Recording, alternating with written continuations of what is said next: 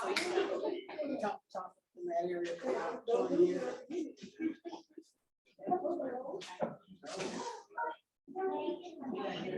All right. Do you want to get? Oh, so people can see me. I forgot that's where the camera was. Thank you for reminding me. Are we good? Okay, friends who are going to Science Works, we'll see you later. Have such a good time. Everyone else, welcome again to our November Mid-North Promise Program workshop, where we welcome Andrea McGordon, who is the VP of Community Outreach and Financial Empowerment. And she is going to be talking to us this evening about budgeting and credit. So we're really excited to hear from her this evening. Let me turn the mic over. Do you want this up here so that you don't have to hold it? Perfect. Perfect. Good evening, everybody. How's everybody doing? Good. I'm well. It's nice to be back in person again. Everything's been virtual, and I know we may have some virtual participants this evening, but it's great to see those of you who are here in person. So I'll tell you a little bit about myself, and then I'll go into the presentation. So hopefully we can bring the PowerPoint up here in just a second. So as Kelsey shared, and first let me say thank you so much to Kelsey and Angelina and the entire Mid-North Promise staff and the Children's Museum. Working with Kelsey and Angelina is just a dream. These are two absolutely amazing women, and it's just been a great joy to work with them and partner on this financial empowerment series. So I've been in banking for 32 years.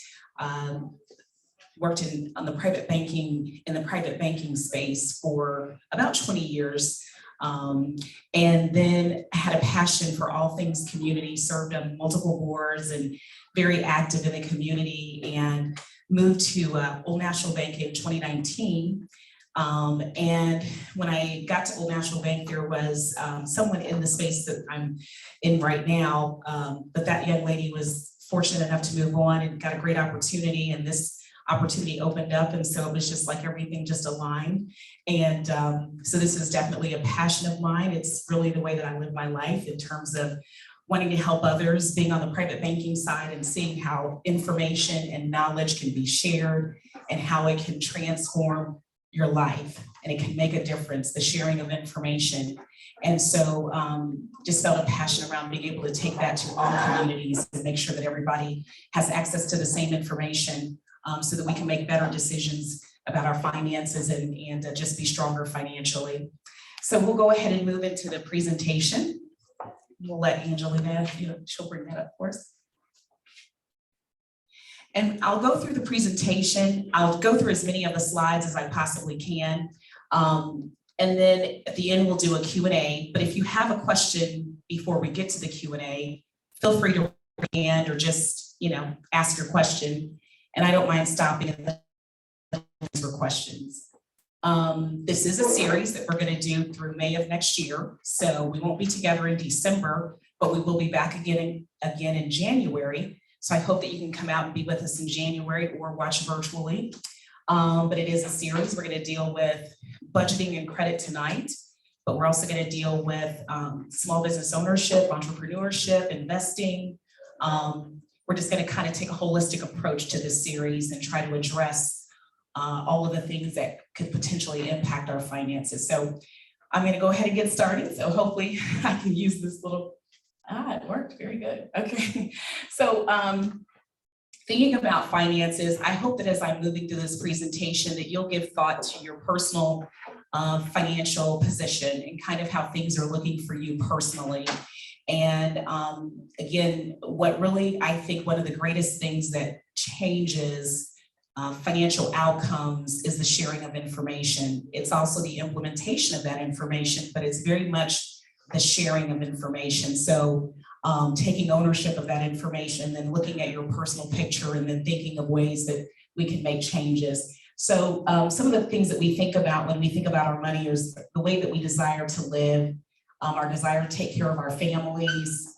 Money can be one of the greatest stressors that we can experience in life.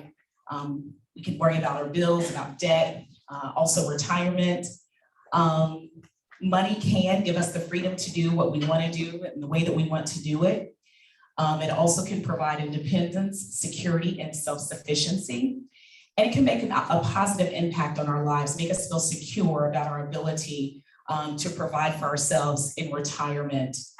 And it also gives us the opportunity to kind of enjoy some of the pleasures in life. We have our needs and we have our wants. And so money managed well will enable us to enjoy some of the things in life that we desire. So I want you to think about your money habits and how you came into learning those habits. Was it that you had someone at home that you modeled their practices, or is it just that you kind of adopted your own practices? Maybe you saw someone who mismanaged money and you decided, I never want to be that way, so I'm going to be very good with my money. I'm going to budget, I'm going to save. But I want you to really think about your money habits and how you came in to learn those things, and then how they're positively or maybe not so positively impacting your life. One thing we know about money is that we can all improve, right? It's not a destination, it's a journey, to be sure. It's a pathway to improving, and it's daily steps that we take about the decisions that we make about our money. So what do you think about that?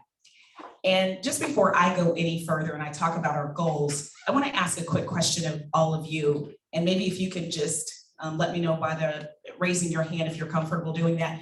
How many of you in the room right now know your credit score today?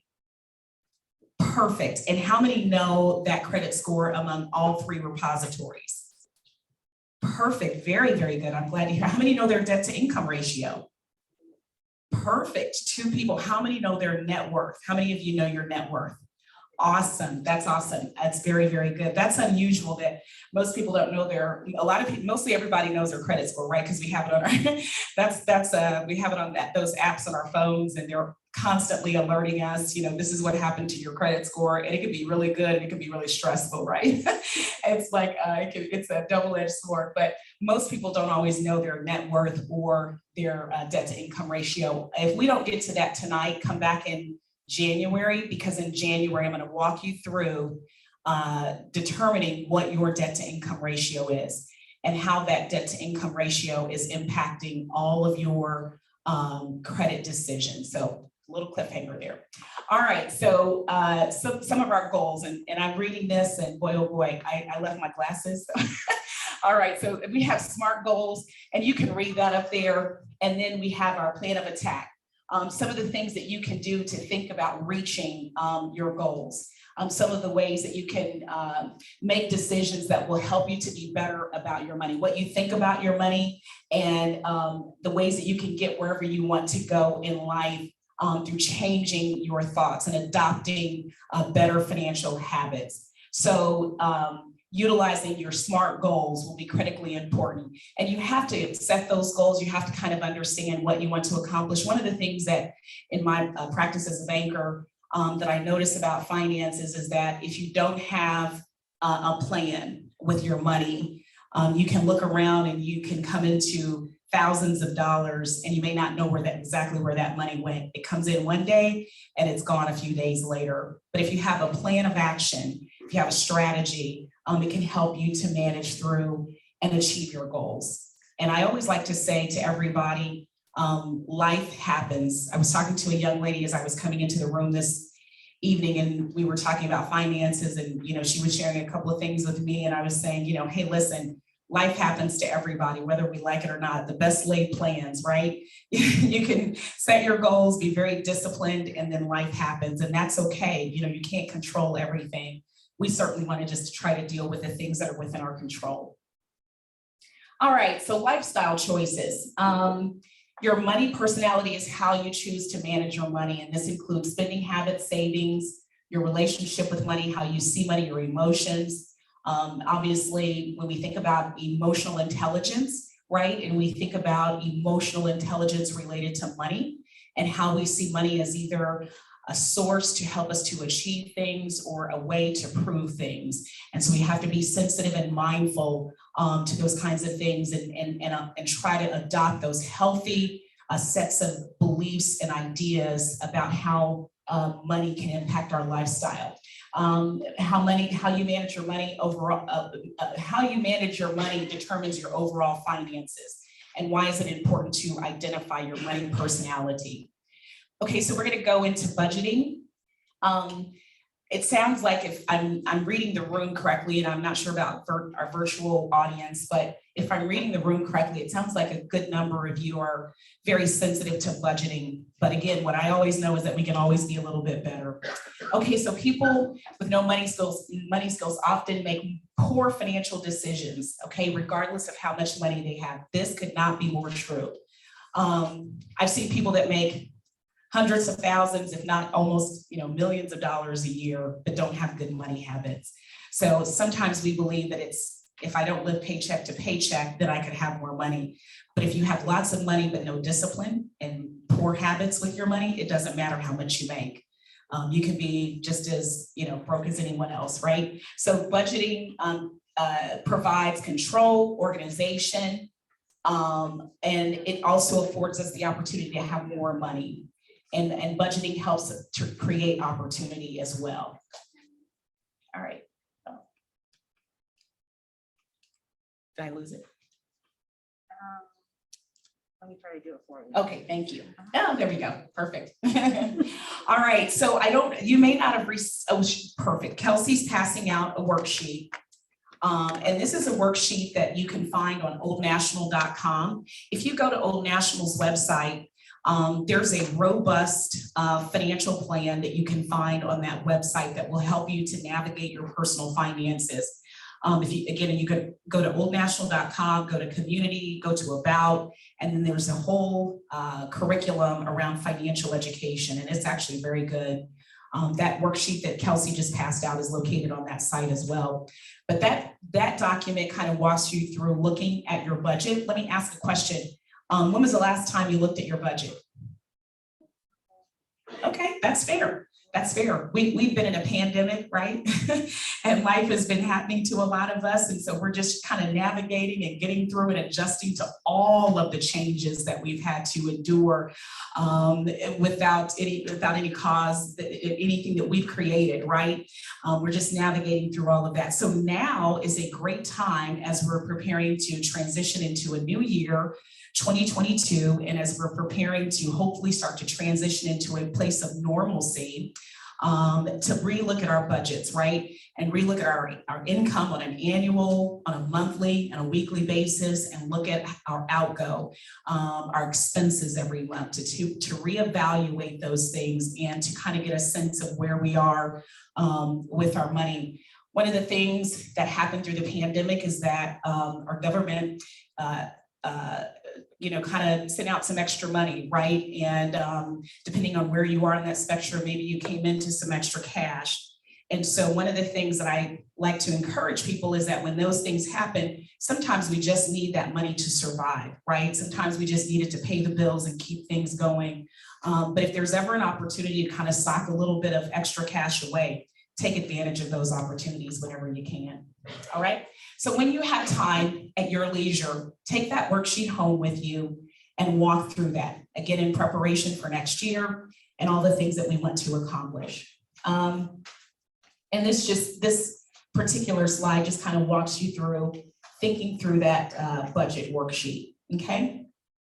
And another thing that I'll encourage you to do is, you might have Credit Karma downloaded on your phone, and you may have other budgeting tools or apps down. Those are great tools to utilize, and they make it very easy for you to manage your finances electronically. So take advantage of those documents too.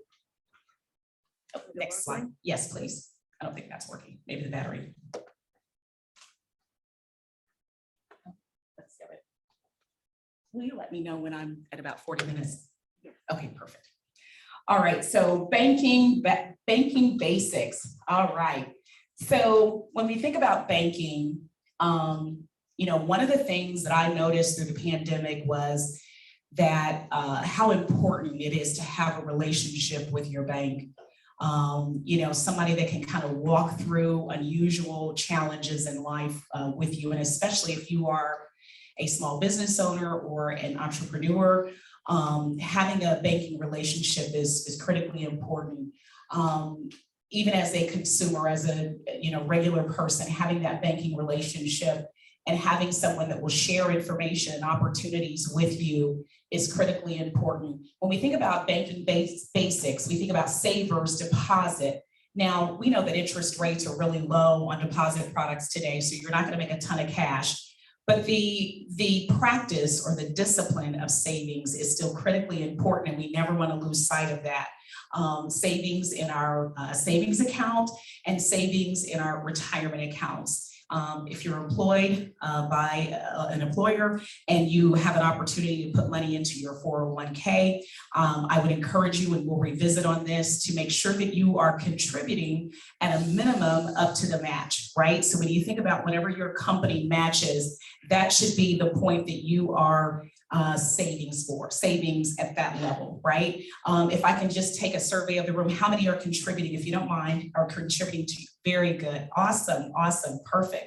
That's great. So just make sure you check that and make sure that you are contributing up to that match at a minimum. If you're exceeding the match, that's even better. And what's even better than that is if you are making sure that every year you're increasing that contribution by at least 1%.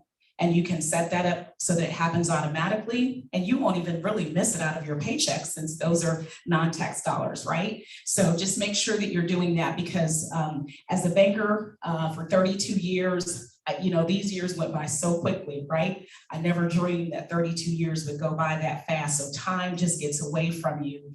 But if you're saving that money, it's going to be there for you in retirement, okay? Think about borrowing and looking at the interest rates that you're borrowing.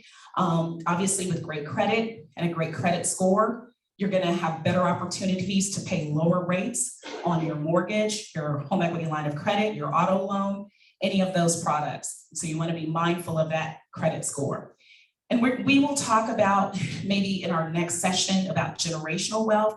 We had our kiddos in here a little bit earlier, and we want them to model great financial habits, right? But the only way that they will learn those habits is through us, right? Because they're going to mimic what they see us doing.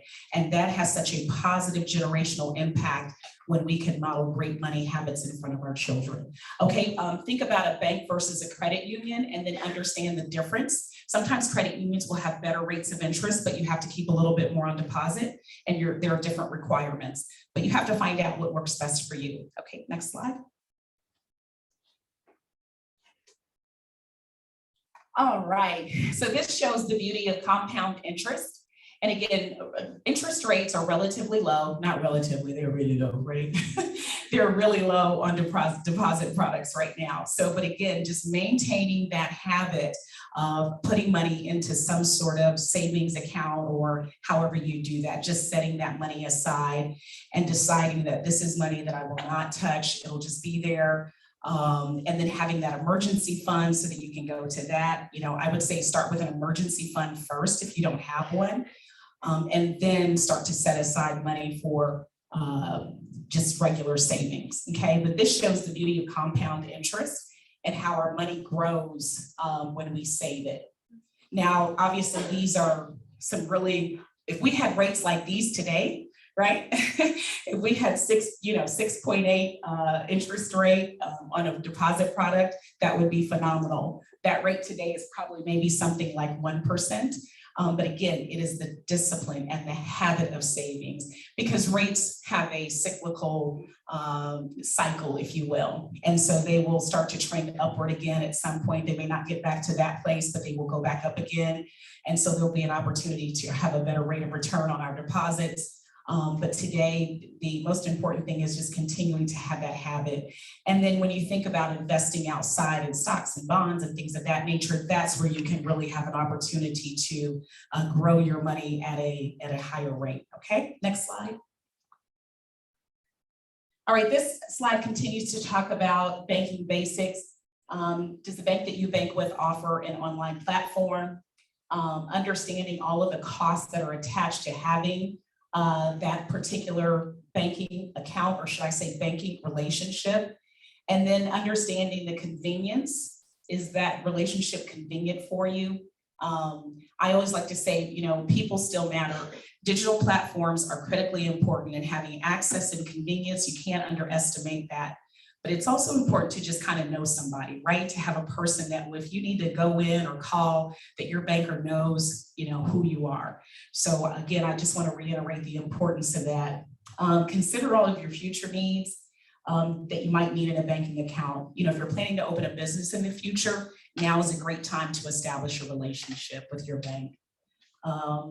If you're thinking about investment services, again, you want to have a relationship because you want to know that you have a trusted advisor. You want to know that you have someone that's giving you information that you can feel confident about. That's not about earning fees, but it's really about making sure that you can grow your money. Okay, next slide. All right. And then this just kind of goes into banking essentials. It kind of gives you a starting point and an ideal point that you can transition to. So we go from your employer, you got to pay those bills, your checking account, your savings account, your brokerage account, and then your investment account. Okay. Again, if you follow that pattern, that's a really good financial picture and you've done fairly well. I would say you've done extremely well. Next slide. All right, debit card versus credit card. All right, yay. Yeah, so, listen, everything is, to be perfectly honest, I grew up in a household where my mother was a shopper, right? My mother, I call her Mama Dorothy. And Mama Dorothy was a shopper, right? So, as she was transitioning, she passed away at 80 and in 2012. And when she was transitioning, this whole online shopping thing was just jumping, right? And so she went from dragging us to the mall on Saturdays and keeping us there all day to then online shopping at, 75 and you know what I mean? And so online shopping during the pandemic, how many got themselves into a yeah, so that whole online thing can be something else, right? And so we have to be cognizant of our practices again. This is teaching us about using our debit card versus our credit card. It's not always a bad thing to use a credit card, right? Because if you're getting rewards and you're getting cash back and you have the ability to pay that credit card off at the end of every month, or if you have a strategy where you pay it off every 6 months or whatever that is, using a credit card and earning points or rewards can be very beneficial and make a lot of financial sense.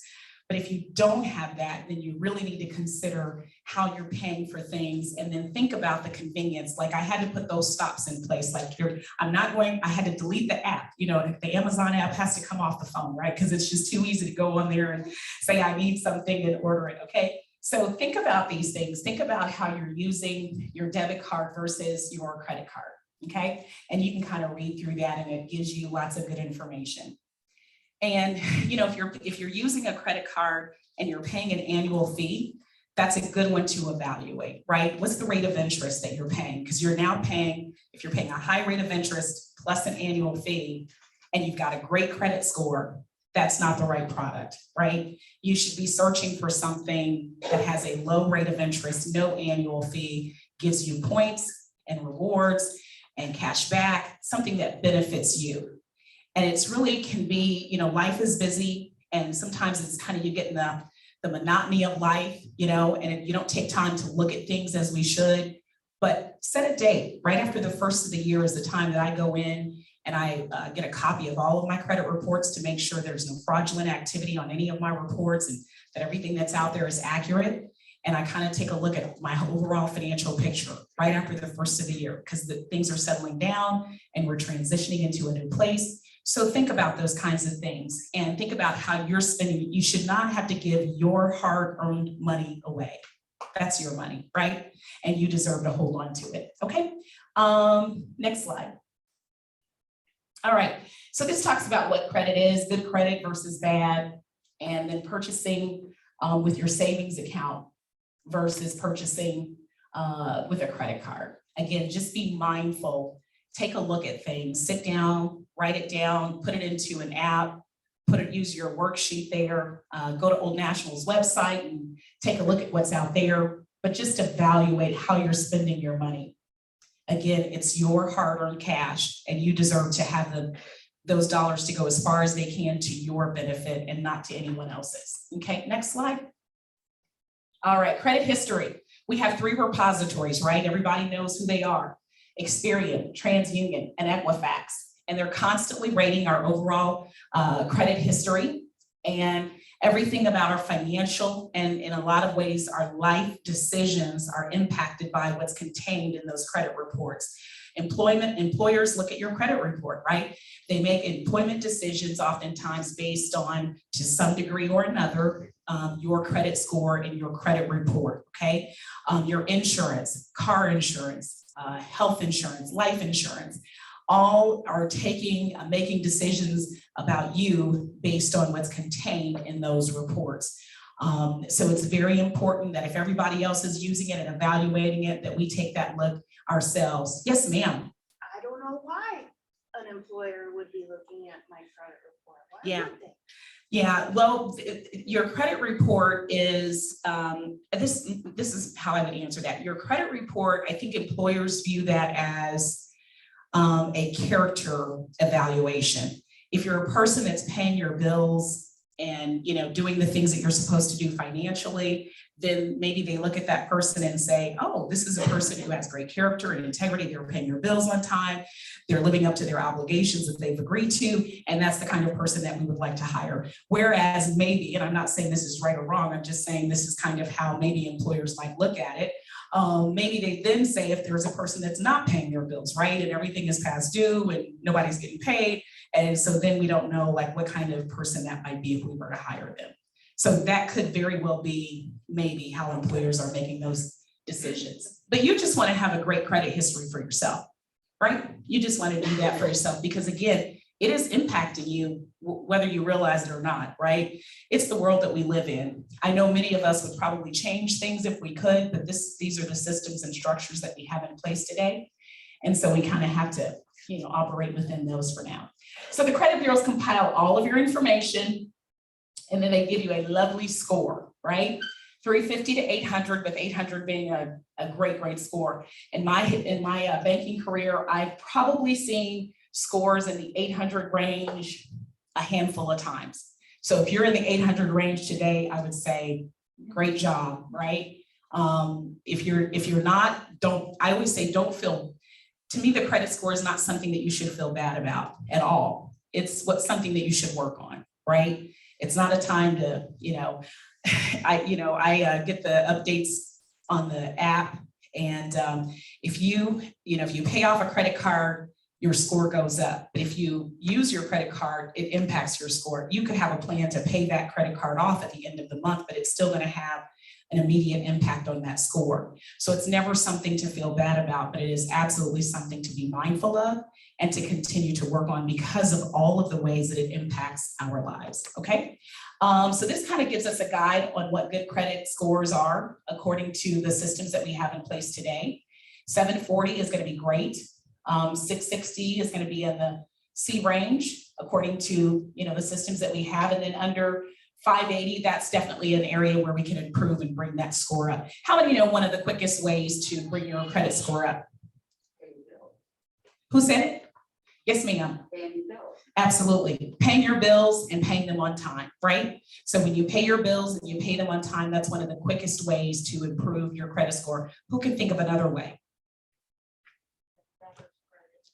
Yes, ma'am. Established credit. Thank you. Yes, establishing credit. There may be some of us who don't have credit, right? And we've learned how to live and live outside of credit and exist outside of credit. And if that's the case, if you establish it, it's going to help you when you're making those financial decisions. Okay, one more person. Anybody else? Yes, ma'am. You have a credit card, pay it off before the due date? Perfect. Yes, ma'am. Paying your credit card off before the due date is going to have such a positive impact on your credit score. So I would say paying your bills and paying them either on time or ahead of time, and then paying them before the due date. Those are going to be the two strongest ways or two of the best ways to improve a credit score or to keep a credit score in a high range. Okay, next slide. Yes. Oh, I'm sorry. Go right ahead. I have a question.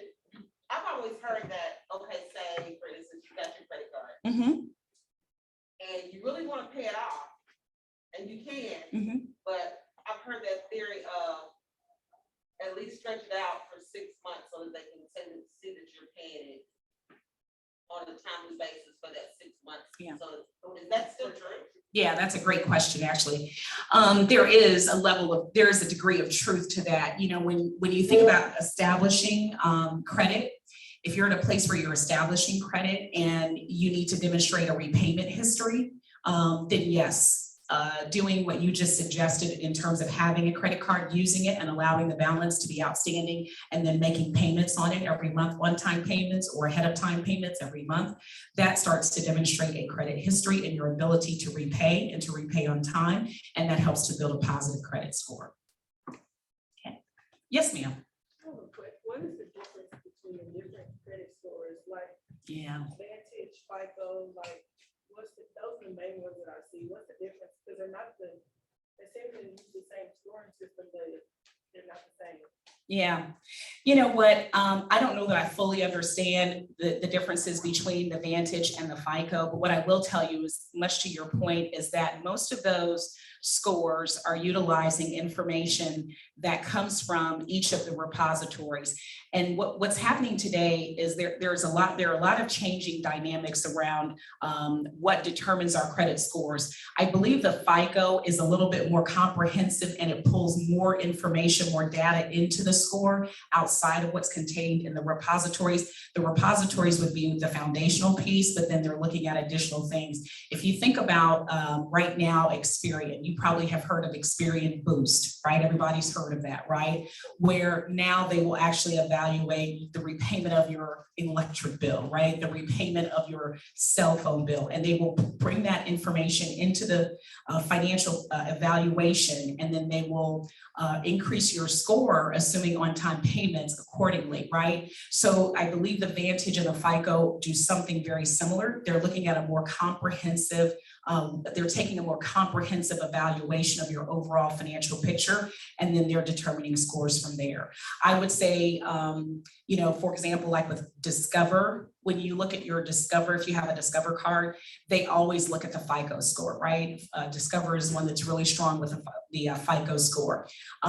If you can look at those things and you know, understand that, that's great. But I would say mainly be concerned about what's contained in the 3 repositories.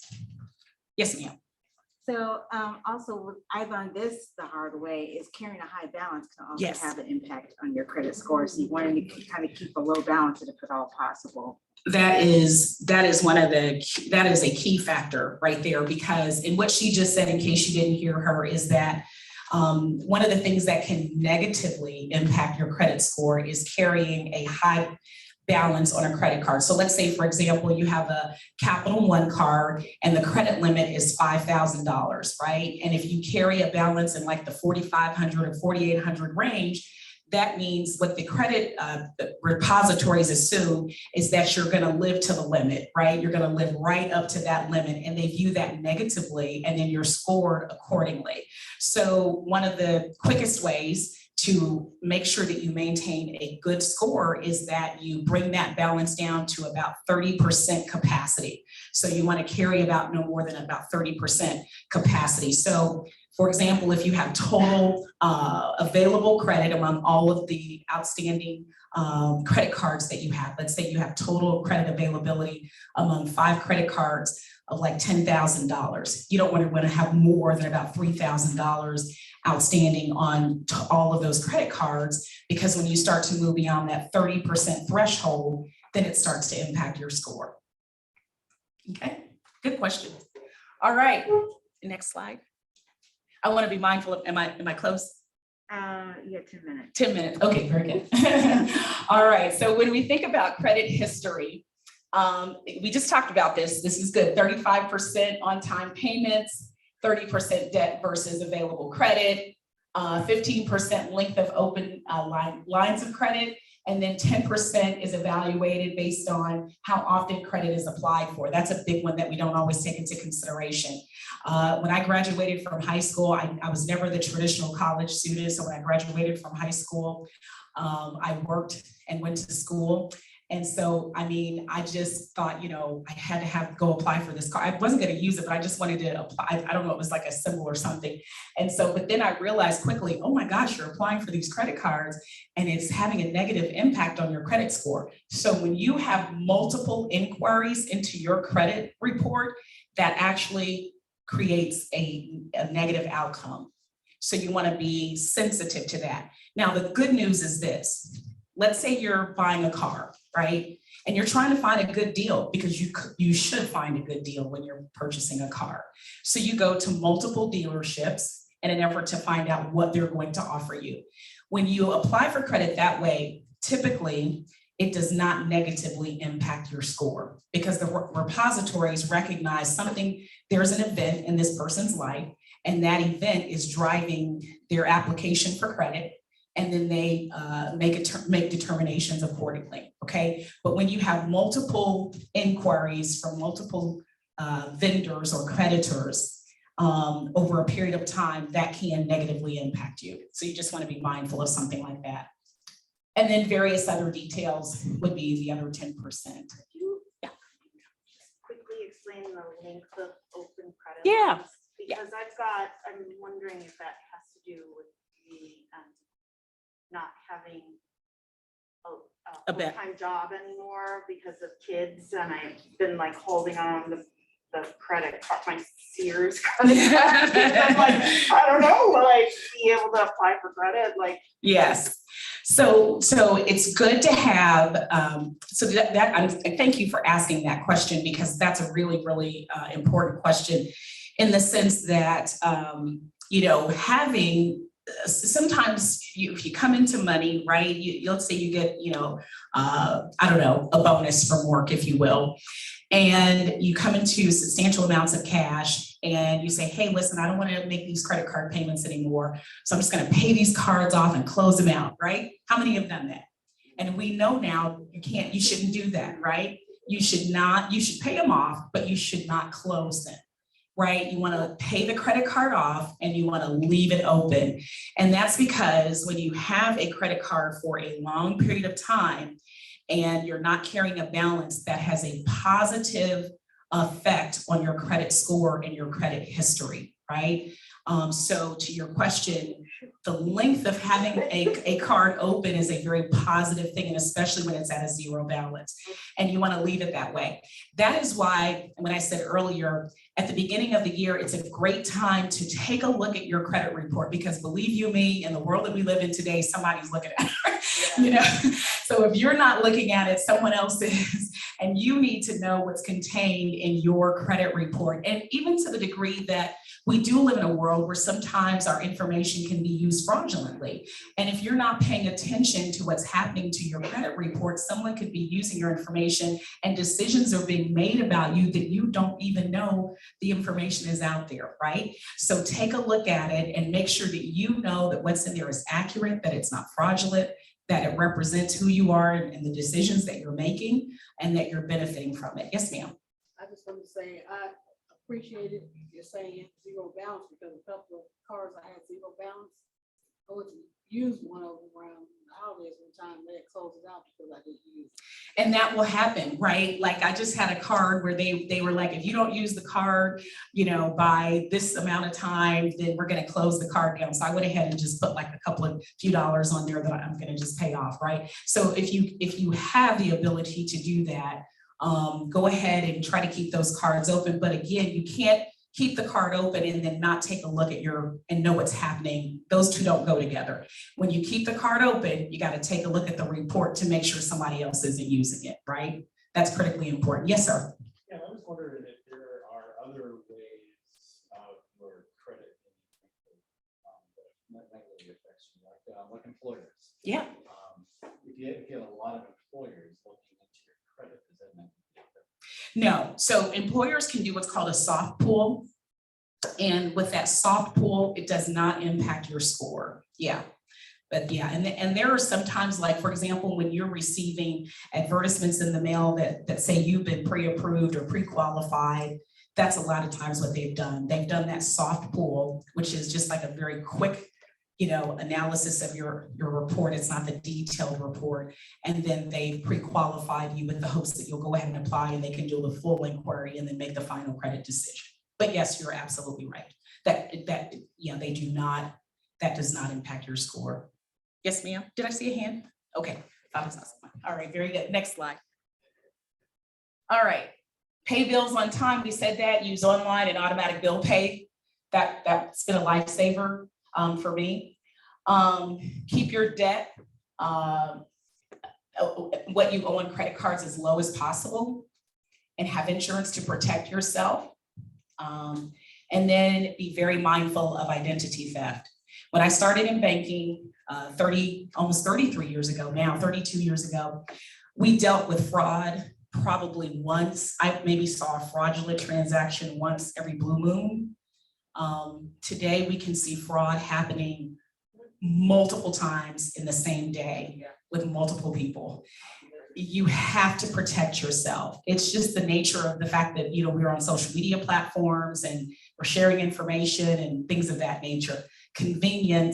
The conveniences of our lives, kind of create something else, right? So you just have to be mindful. Take a look at your report, know what's in there, and protect yourself. If you haven't subscribed to like a, what's it called? Like I have one through Capital One where they are constantly, every month they do a look to see if anyone's applied for anything. And then, they send me a report that says there have been no inquiries, no one's looked at your driver's license, no one's gone in to apply for anything in your name. So make sure that you get that sort of protection in place because you can't evaluate it yourself all the time. You really need help with that. Yes, ma'am. I was gonna just comment on what you just said. Is it a good idea to take advantage of that digital bank or credit card or whatever? Because I would say for the credit union, and they offer that service. Yes. So is it a good idea? It's huge. Yes, I would say absolutely. Do your evaluation. You don't want to pay an arm and a leg for it, right? You don't want to do that. But if they're offering that as a service that they provide along with a relationship, that's the best situation. And if there's a nominal fee to have it, then yes. But you utilize those tools and then also, take the steps that you need to take personally, like sitting down at least once or twice a year to evaluate everything. Yes, ma'am. Well, I kind of have a similar question, because I was actually a victim of identity theft. And so I did, freeze my credit Yes. through those three agencies. But I found it so stressful that I don't even wanna, I did a few other things that they suggested, but it's like every time I selected one option, they would pop up with 10 more options, 10 more things you could do. So it was like, forget it. Like, now they, I was a victim and they're making me do so much more work. Yeah. So right now, basically, like, I know I should look at my credit report, but like, I'm like frightened to do that. Yeah. And plus, I'm like, I'll get all this stuff on it and I won't even know what it means. Yeah. So what would you suggest? I'd say- Is someone else, like you said, her bank, could you do that? Maybe? Yes. Maybe my bank? Your bank should definitely help you. And Angelina and Kelsey can send my email address out and I'm happy to, follow up with you if you'd like. But I know it's stressful. I've been the victim of identity theft too. So I speak from a place of experience as well. It is stressful to walk through that, to have to put that freeze on your report and to communicate with the repositories who seem so far away. You're like, where are the humans, right? Where are the people that I talk to, right? If you could just give me a person, right? And so it can be overwhelming. But the problem is that it's affecting your life. And I say this because, when it can be so consuming, the natural response is to just kind of step away from it because you have so many other things coming at you that you have to deal with and address in life. But it is impacting you. And so you have to take those steps to address it. And little by little, it's not gonna, change overnight, but just little by little start to address it. So one of the things I would say that I would encourage you to do sooner rather than later is to get a copy of your reports from all three of the repositories. Just take a look at them and know what is out there. And then you can start the process of start trying to address those. If you just set a date, one Saturday a month for an hour, I'm gonna just work on this until I can get it resolved. And even if it takes you 6 months, it'll be worth it, because again, it is so impacting your life. So what do you see on the credit report? I never actually did that. Sure. I mean, You're gonna see, it depends, it really depends, because it could be like your credit cards, your mortgage, it could be your car payment, it could be if you're renting and there's a situation with the rental company, that could be reported. There's so many different things. like what time period are we talking about? Oh, sure. So things can stay on your credit report for up to 10 years. Okay, so maybe we go back 10 years. It could be information that's reported from 10 years ago could still be on, up to 10 years ago could still be on that report. Say, such and such credit card. Yes. That and such number. It and then should, yes. And then like shows them. Yeah, what I would say is go ahead and get a copy of it, and then you will be able to see exactly what's in there, because we can kind of go back and forth on what may or may not be in there. But what I would encourage you to do is go ahead and take a look at it, get that copy. You can go online, go to Experian.com, TransUnion.com, and Equifax.com. Yeah, I know I could do all that. It's just that the reason why I'm asking this, so you can prepare me a little bit. Yes, no, sure. I don't want to, you know what, because it may not be exactly what you think it's going to be, right? You may have built up anxiety about what's in there, and it may not even be that. That's why it's so important to just go ahead and take a look at it. Listen, I deal with this stuff, every single day, professionally and personally. And I know sometimes this can be a bear. I mean, it could just be a bear to deal with. But again, I always, say to myself and to my clients and to people that I work with, it is impacting us. And as difficult as it can be, find a strategy that works for you and then address it. Yeah, so there's a lot more that I can say. I know my time is up. I know I've gone over my 10 minutes there. Is that right? Yeah, so you're at 43 minutes. Okay. We'll just take a couple more questions if there are any other questions. And then if you guys don't mind, I still have a lot more to share, but we'll come back in January. Is that okay? Okay, I would love to see you all here again in January. So we do have some treats. Kelsey will share that with you from Old National Bank. My employer sent some treats. And so, you can feel free to take that stuff with you before you leave tonight. Are there any other questions? Yes, ma'am. How do I get on the email list? I don't even know how y'all got my information. Remember? How did I get here? Your neighborhood. I love it. That's how you got it. Okay, got it. Well, we are so glad that you are here tonight. Yay. I got one, Neighborhood member, they have all kinds of things just for us. Okay, cool. Yeah. I love that. Absolutely. All right. Well, that'll do it for me. Thank you so much, everybody, for being here. I really appreciate all of your great questions and input tonight. I will look forward to seeing everybody again in January. Take good care. Thank you. Thank you.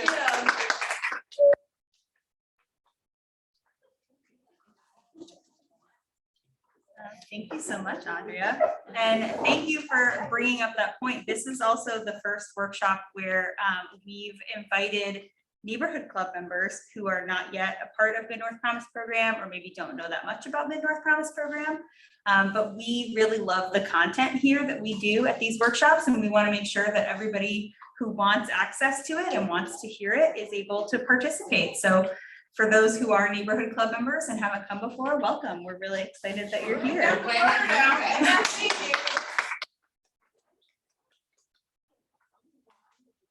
And thank you, Andrea, who also has been so helpful to our families who are interested in working with her on kind of one-to-one projects and people who are small business owners and want to talk to her about that. I just have a couple of evening wrap-up announcements. Our neighborhood holiday party, which is open to all neighborhood club members, that is going to be December 16th. So keep an eye out for that invitation. But we wanted to give you a heads up about the date now because it's going to be so much fun. We're deep in the planning phase and it is very festive. Angelina's helping to lead the charge there. We're excited about it. No, we couldn't do it last year. But we're really excited to be back with it. Oh, was it? Yeah, we always have so much fun putting it on, so I'm glad everybody has fun going too. Let's see, so all of the workshops for the year, they are all going to be located, the sign up for those is all going to be centrally located on the Children's Museum's website.